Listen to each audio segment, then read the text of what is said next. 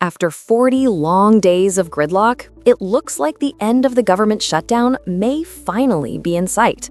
The Senate, after weeks of tense negotiations, has pushed forward what could be the final deal to reopen the federal government, a rare moment of compromise in an increasingly divided Washington.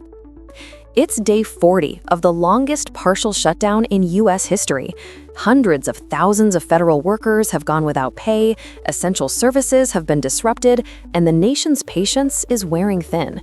But late Sunday night, momentum began to shift. A group of centrist Democrats joined forces with Republicans to move forward on a new spending package, just barely clearing the 60-vote threshold needed to break the logjam. That vote, known as cloture, doesn't end the shutdown on its own, but it opens the door. It signals that both parties, under immense public pressure, are ready to cut a deal. The message is clear. The political stalemate that has held Washington hostage for over a month may finally be breaking. The negotiations were led by a small bipartisan coalition: Senators Jeanne Shaheen and Maggie Hassan of New Hampshire and independent Angus King of Maine, all former governors, all known for their pragmatic approach. Working closely with Senate GOP leaders and the White House, they crafted a framework that both sides could live with. The goal was simple: end the shutdown without sparking another political crisis over healthcare and spending. Senate Majority Leader John Thune confirmed that the new agreement includes a commitment to hold a vote by mid-December on extending key health insurance subsidies, one of the Democrats' top demands. These subsidies, set to expire at the end of the year, have been at the heart of the dispute. Democrats want to keep them to prevent millions of Americans from seeing their premiums skyrocket. Republicans, meanwhile, are split, some calling them necessary, others labeling them an expensive extension of Obamacare. Still, Thune's promise to bring the issue to a vote was enough to win over a handful of Democrats who had resisted any short-term funding deal. That small shift may have made all the difference. With just enough bipartisan backing, the Senate now appears poised to send the measure to final passage later this week. The deal on the table is a continuing resolution, a short-term funding measure that keeps the government running at current spending levels through January 30. But it goes further than that. It also includes 3 full-year appropriations bills covering the Departments of Agriculture and Veterans Affairs, as well as funding for Congress itself. For farmers, veterans, and federal workers, this deal could bring long-awaited relief. Importantly, the package also reverses thousands of federal layoffs ordered by the Trump administration during the shutdown. Those layoffs had been criticized as political pressure tactics. Under the new plan, affected workers will not only get their jobs back, but will also receive full back pay for the time they were furloughed or forced to work without pay. That move, combined with the commitment on health insurance, appears to have persuaded several key Democrats to support cloture, including Senators Catherine Cortez Masto, John Fetterman, and Tim Kaine. Kaine, who represents Virginia, home to a large number of federal employees, said the legislation protects workers from baseless firings and ensures that those wrongfully terminated will be reinstated. Meanwhile, the mood in Washington is cautiously optimistic. Even President Donald Trump, returning from a football game alongside House Speaker Mike Johnson, told reporters, "It looks like we're getting close to the shutdown ending. You'll know very soon." But make no mistake, this deal is fragile. Many of the same issues that caused the shutdown in the first place are still unresolved. The biggest sticking point remains healthcare. Democrats wanted the extension of enhanced insurance subsidies written directly into this bill, guaranteeing protection for 24 million Americans whose premiums could double if those tax credits expire. Republicans refused, offering only a promise to vote on it later. That wasn't enough for some Democratic leaders, including Senate Minority Leader Chuck Schumer. He argued that failing to secure those protections now could leave millions at risk of financial hardship. Schumer said, "This healthcare crisis is so severe, so urgent, that I cannot in good faith vote for this package."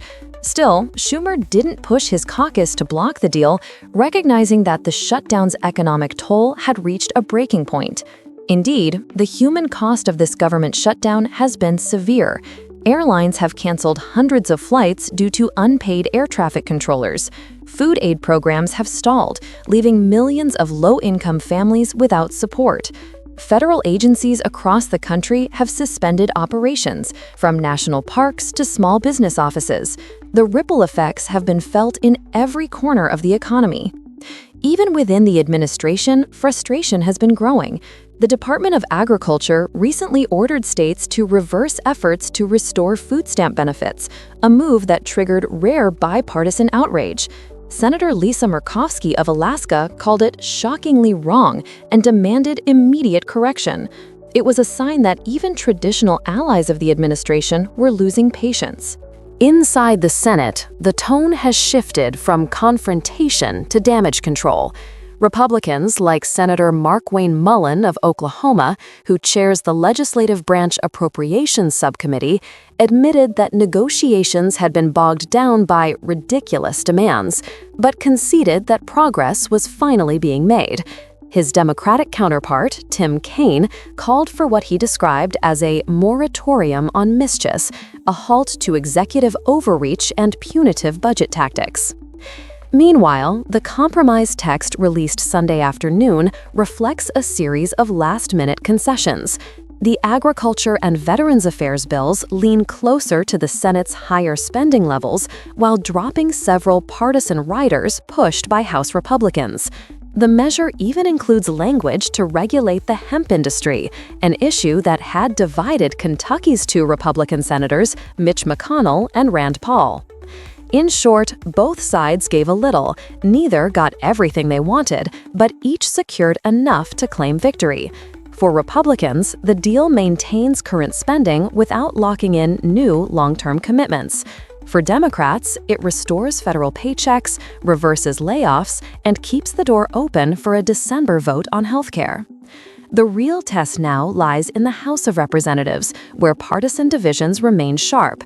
Some hardline Republicans have already expressed opposition, arguing that the package concedes too much to Democrats.